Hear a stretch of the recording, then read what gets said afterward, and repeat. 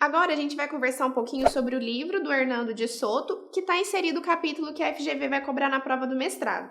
O livro é O Mistério do Capital, The Mystery of Capital, por que o capitalismo dá certo nos países desenvolvidos e fracassa no resto do mundo. Bom, o livro trata basicamente da transformação da propriedade informal, ou capital morto, em propriedade formal. Capital morto é tudo aquilo que não pode ser facilmente avaliado, vendido, comprado, alugado ou usado como investimento. E essa transformação do capital morto em capital vivo, que seria o capital que pode ser transformado em investimento, seria feito através da instituição dos direitos formais de propriedade, como vocês estão vendo aí no slide. O De Soto defende em seu livro que nos países desenvolvidos toda parcela de terra, toda construção, todo equipamento, todo estoque é representado em um documento de propriedade e que esse documento é o sinal visível da existência de um enorme processo que integra todos esses ativos ao restante da economia. Por ser peruano, a maioria dos exemplos que De Soto usa no seu livro são específicos do Peru e de vários outros países da América Latina. O livro The Mystery of Capital foi escrito em 2000, então ele se insere naquele contexto da América Latina na década de 90, quando o mundo inteiro estava se recuperando do choque do petróleo e da crise da dívida da década de 80, que resultou em ajustes fiscais e prescrições de políticas neoliberais feitas pelo FMI. Então essa obra trata de estudos acadêmicos e empíricos sobre o papel das instituições no desenvolvimento dos países mais pobres. E a obra foca nas razões pelas quais os programas de regularização de propriedades devem ser adotados como medidas de promoção ao desenvolvimento. O livro The Mystery of Capital é o livro de maior sucesso do Hernando de Soto. A maior parte das ideias desenvolvidas nesse livro são frutos de experiências que foram retratadas em outro livro do De Soto, que é o The Other Path. Então, essas ideias que ele dispõe nesse livro, no The Mystery of Capital, só fazem sentido se a gente partir do pressuposto de que não só há uma enorme economia informal no mundo, mas que essa informalidade é consequência da ineficiência das instituições, que é o que ele afirma no livro The Other Path.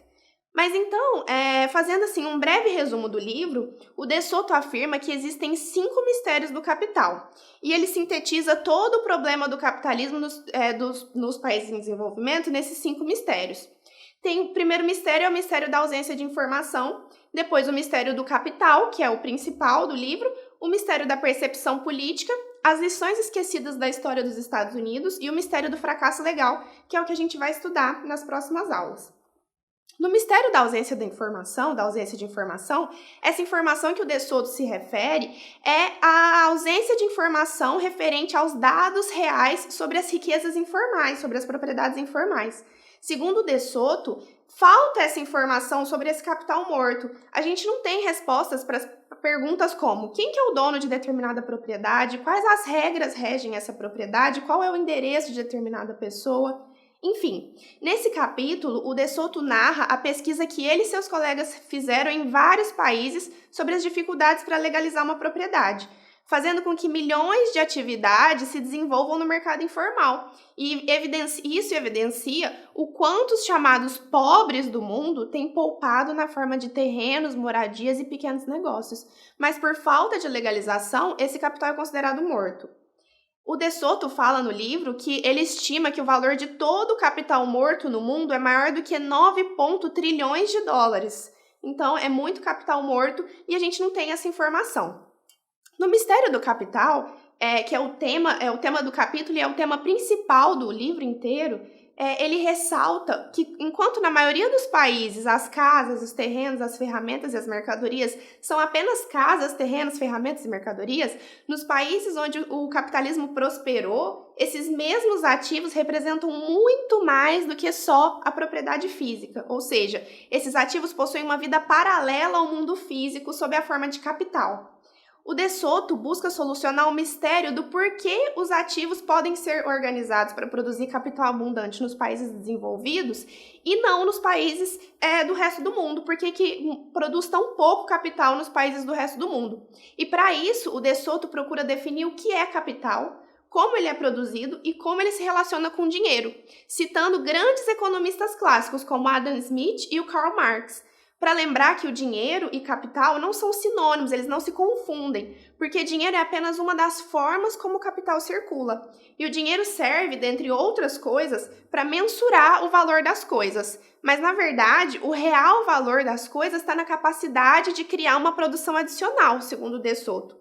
E essa produção adicional seria possível por meio do registro das propriedades, porque com o registro as propriedades se converteriam em títulos, passíveis de se converterem em capital ativo.